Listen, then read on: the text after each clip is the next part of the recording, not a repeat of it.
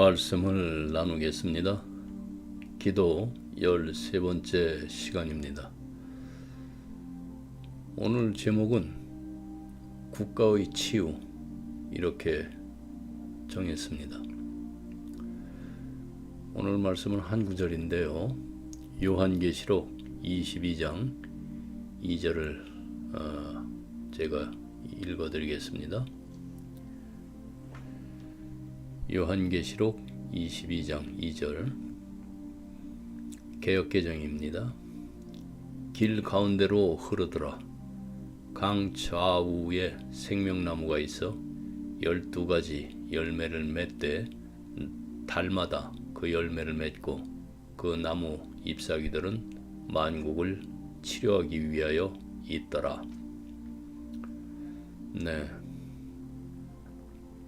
그 나무의 잎사귀들은 만국을 치료하기 위하여 있더라. 이 구절은 에덴의 상실에서 새 예루살렘의 회복으로 이어지는 성경 전체의 그 구조를 요약을 합니다.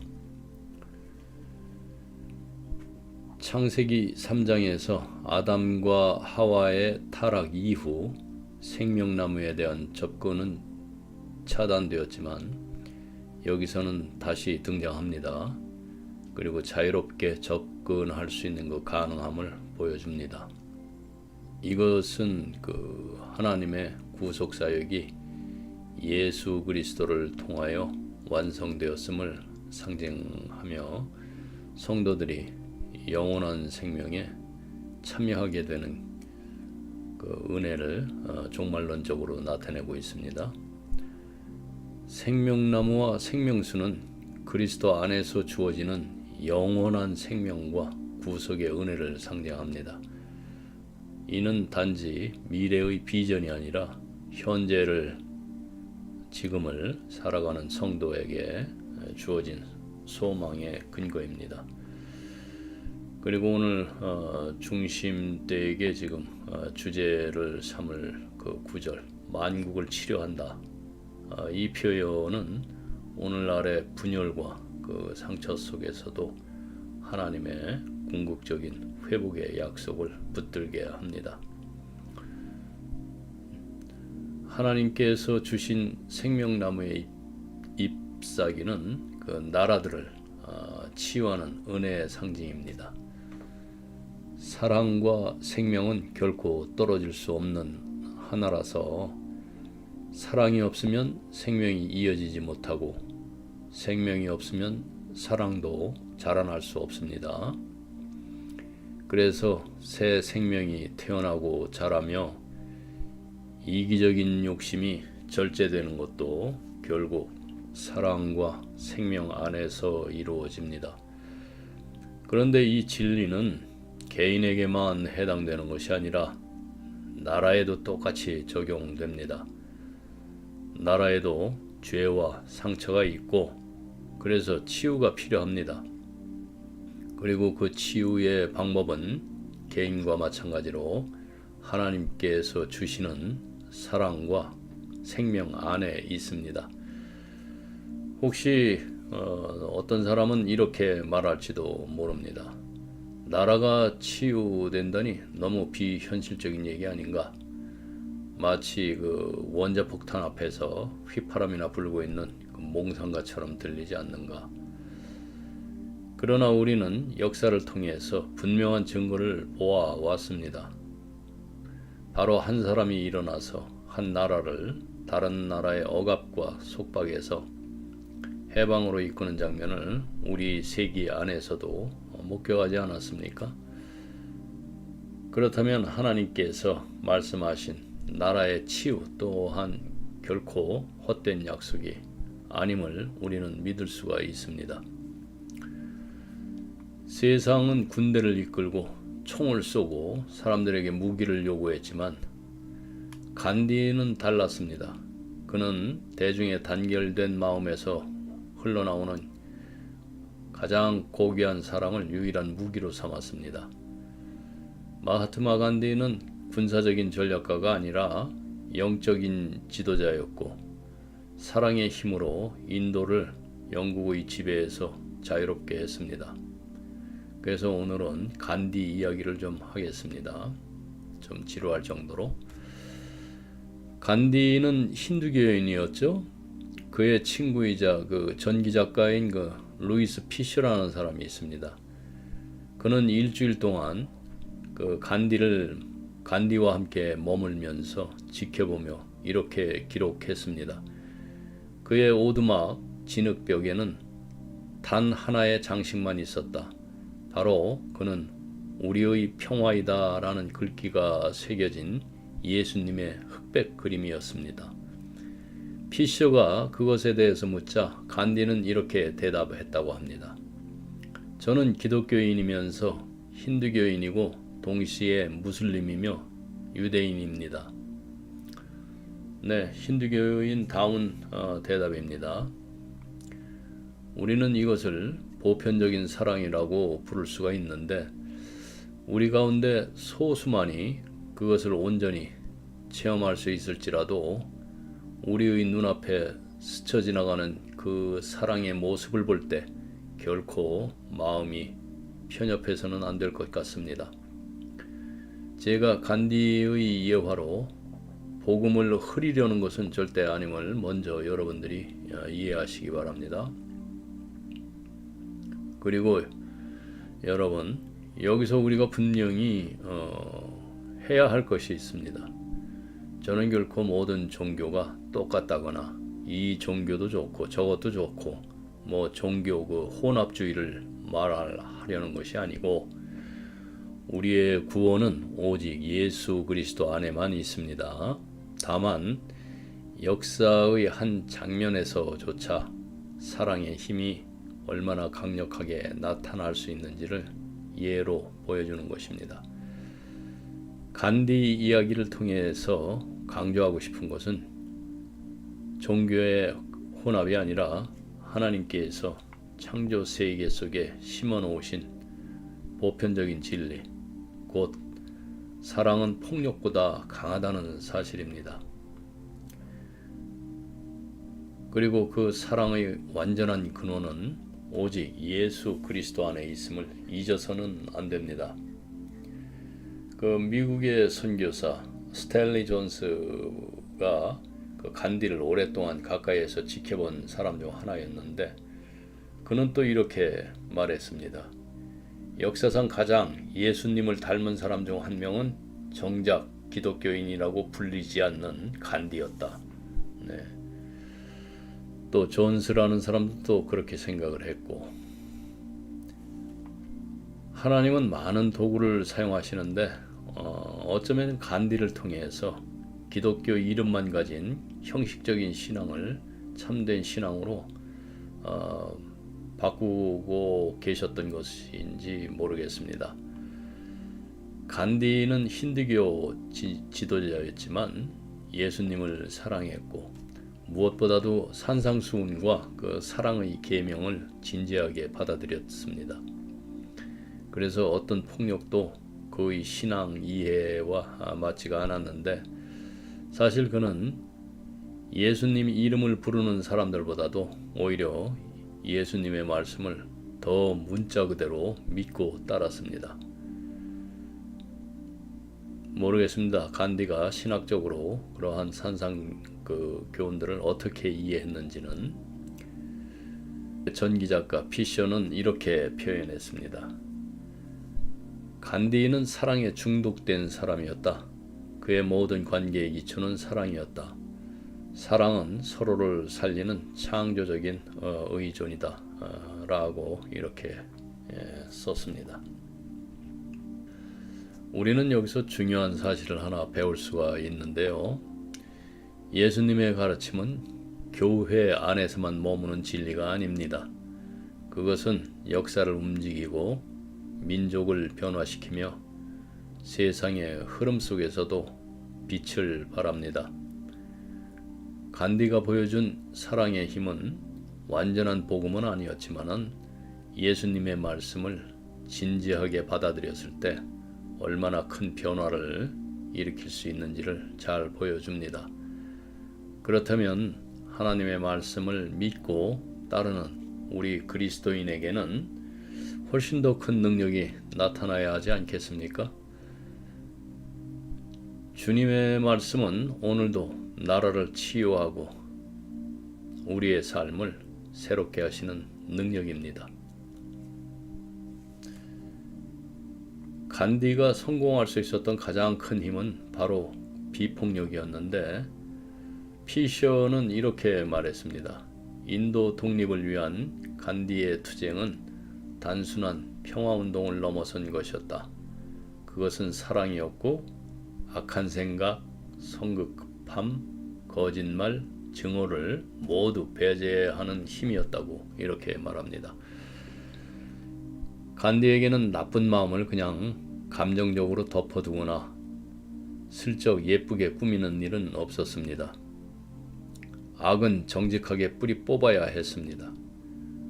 우리도 기도하고 마음을 다스릴 때 먼저 솔직하게 문제를 바라보는 것과 똑같습니다. 간디는 먼저 인도의 현실을 정직하게 바라봤죠. 무슬림과 힌두교 사이의 갈등, 어린이 결혼 문제, 또 그들의 카스트 제도, 그러니까 불가촉 천민 그 문제 같은 여러 문제들을 발견을 했습니다. 그는 그의 조국이 스스로를 존중하고 사랑하기 전에 이런 문제들을 먼저 밝히고 극복해야 한다고 생각을 했습니다. 그러나 오늘날의 인도는 여전합니다. 그런데 그래야만 인도는 사띠야 그라하라는 끈질긴 그 진실과 사랑의 힘을 바탕으로 하는 비폭력적인 운동을 성공적으로 이끌 수가 있었고 국민들을 자유롭게 할 수가 있었습니다. 이 이야기가 정확히 어떻게 작동했는지는 아쉽게도 이 설교 시간에 다 담을 수는 없습니다. 하지만 한 가지 분명한 사실이 있습니다. 간디가 따랐던 그 패턴, 즉 진실과 사랑의 원칙을 따르는 방식은 개인을 치유하고 해방시켰듯 인도라는 나라에도 똑같이 자유와 치유를 가져왔다는 점이었는데요. 만약 간디가 더 오래 인도를 이끌었다면 우리는 그의 영향력이 세계 역사 속에서 어떤 위치를 차지했을지 상상만 해볼 수 있을 뿐이겠죠. 하지만 지금까지의 기록만으로도 그 사랑과 진실의 힘이 얼마나 강력한지를 충분히 우리는 느낄 수가 있습니다. 여기서 피셔가 우리에게 한 가지 중요한 이야기를 더 해주는데요. 그는 이렇게 말했습니다. 간디와 하나님과의 관계는 그의 동료 인간들과 함께 이루는 삼각형의 일부였다. 그는 이 삼각형을 바탕으로 윤리와 도덕을 세웠다. 이렇게 말했습니다. 우리 교회에서는 이걸 서클, 원이라고 부르기도 하죠. 피셔는 삼각형이라고 했지만은 중요한 건 간디가 신을 단순히 개인적으로만 바라본 게 아니라 사람들과 함께 연결된 관계 속에서 보았다는 겁니다. 그렇다면은 이 인도의 그리스도와 같은 사람이 삼각형의 정점, 즉 하나님을 어떻게 바라봤을까요? 궁금하죠? 간디는 이렇게 말했습니다. 죽음의 한 가운데서도 삶은 계속된다.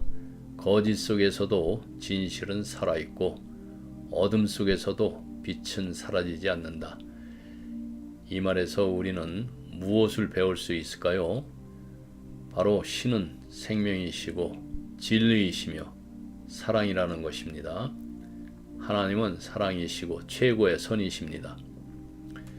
예수 그리스도, 사랑하는 사도 요한, 그리고 힌두교에서 성인인 스코틀랜드의 그 찰스 앤드루스 목사님, 그리고 정신과 의사 중에 칼 매닝거, 이런 분들도 모두 이 최고의 선에 동의를 했습니다. 그리고 우리 기도 지금 치유 참가자들도 깨달았고요. 2000년 전 수천 마일 떨어진 곳에서 사실이었던 이 진리가 바로 오늘 이 자리에서 우리에게도 동일하게 적용된다는 것을 말입니다. 여기 바로 지금 우리에게도 하나님은 살아 계십니다. 그리고 그분의 사랑은 지금도 우리를 치유하고 계시고요. 사랑으로서의 하나님, 전능하시고 어디에나 계셔서 치유하시는 그분에 대한 우리의 필요는 사실 새로운 것이 아니죠. 그분 앞에서는 솔직하게 거리낌 없이 기도할 수 있습니다. 우리가 찾아볼 수 있는 모든 간증은 한 가지를 보여주는데요. 바로 우리가 완전해지기 전에라도 반드시 그리스도께서 주신 사랑의 원 안으로 들어가는 것이 얼마나 중요한지를 말해주고 있다는 것입니다. 그래서 우리 기도 치유 그 모임의 중요한 부분은 바로 이 점인데요. 우리는 이 무한한 힘과 연결되고 더 많은 사랑을 받고 더 사랑스러운 사람이 되며 결국 살아계신 하나님의 적극적이고 치유적이며 인도하는 사랑을 실제로 경험할 수 있다는 것을 검증된 방법을 통해서 발견했습니다. 우리가 하나님과 우리 자신 그리고 이웃과 올바른 관계를 맺기 위해서는 단순히 마음으로만 사랑을 느끼는 것이 아니라 기도하는 마음으로 사랑이 우리의 모든 생각과 행동 속에 스며들게 해야 합니다. 그리고 마치 이미 그렇게 살아가는 것처럼 실제로 행동으로 옮기는 것이 중요합니다. 간디의 삶을 보면은 사랑과 진실이 얼마나 강력한 힘을 발휘하는지 잘 보여주고 있습니다. 그는 죽음의 한 가운데에서도 삶이 계속되고 거짓 속에서도 진실은 사라지지 않으며 어둠 속에서도 빛은 사라지지 않는다는 사실을 몸소 보여주었습니다. 우리는 여기서 하나님이 생명이시고 진리이시며 사랑이시라는 것을 배울 수가 있습니다. 예수님은 사랑이시며 그 사랑은 우리 삶 속에서 경험할 수 있고 우리를 변화시키는 힘입니다. 그렇다면 이제 우리가 그 사랑을 실제로 경험하고 삶 속에서 실천할 수 있는 방법을 하나씩 좀 살펴보겠습니다. 첫째가 우리는 기도와 묵상을 통해서 하나님의 사랑을 직접 경험할 수 있습니다. 성경에서도 말하듯이 하나님이 먼저 우리를 사랑하셨기에 우리도 그분을 사랑할 수 있습니다. 하나님이 우리를 먼저 사랑하셨다는 사실을 깨달았을 때 우리 마음도 자연스럽게 열리게 됩니다. 두 번째, 사랑을 배우는 일은 처음에는 작은 발걸음으로부터 이렇게 시작할 수가 있습니다.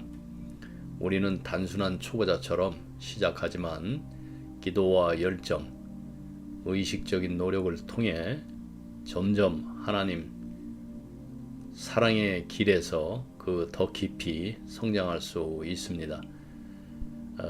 마치 연습을 통해 전문가가 되듯 하나님 사랑의 삶도 연습과 경험을 통해서 점점 능숙해집니다. 셋째가 이제 우리가 사랑을 배우면서 주변 사람들과의 관계에서도 그것을 적용해 볼 수 있습니다.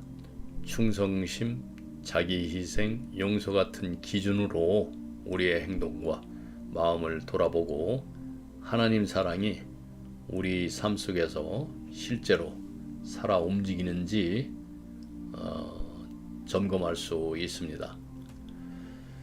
성경은 이러한 사랑의 본질을 고린도전서 13장에서 가장 아름답고 깊이 있게 보여주고 있죠. 특히 4절부터 7절까지는 사랑의 성품을 15가지 그 동사적 표현으로 설명하고 있는데 그 중에서 우리가 일상 속에서 기억하고 실천해야 할 그 9가지 핵심 요소를 좀 정리해 보겠습니다.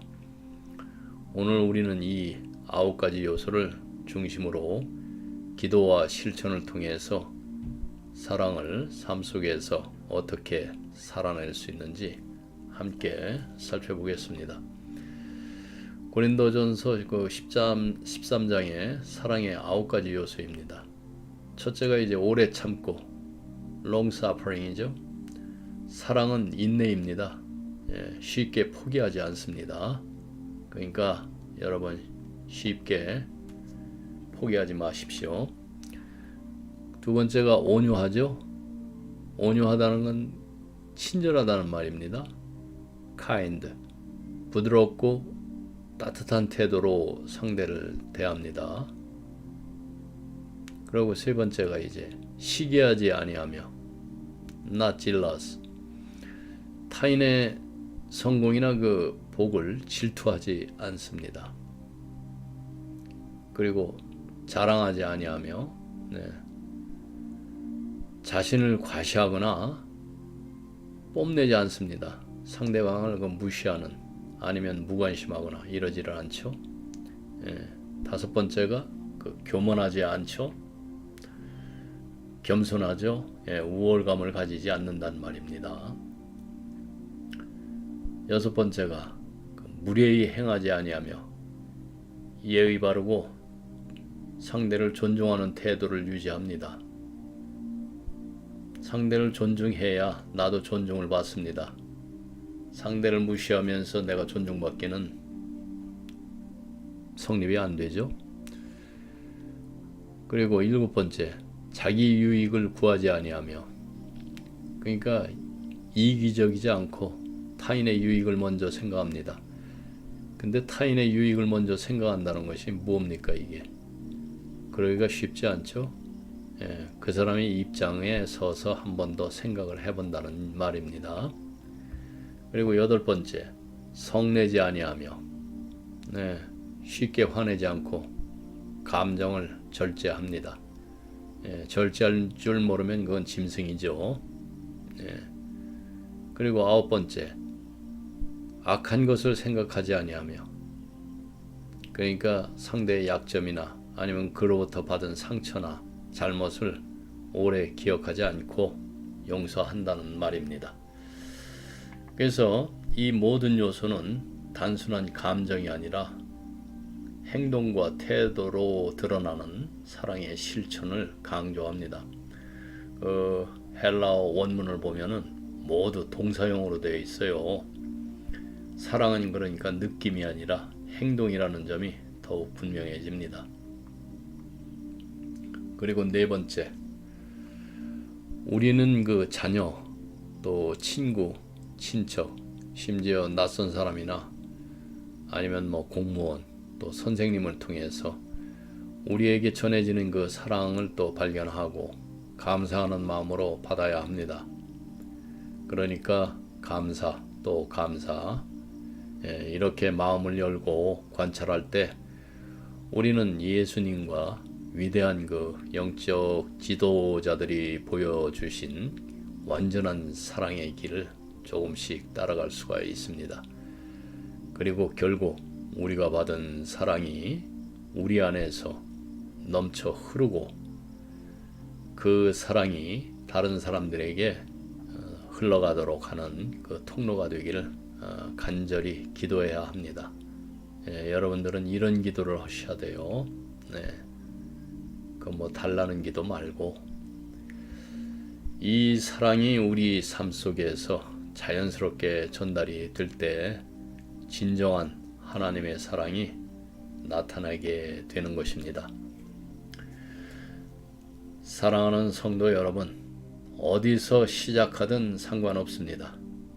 우리가 계명을 지키기 위해 마음을 다해 노력하는 그 첫 순간부터 이미 우리의 승리와 구원이 약속되어 있다는 확신을 가질 수가 있습니다.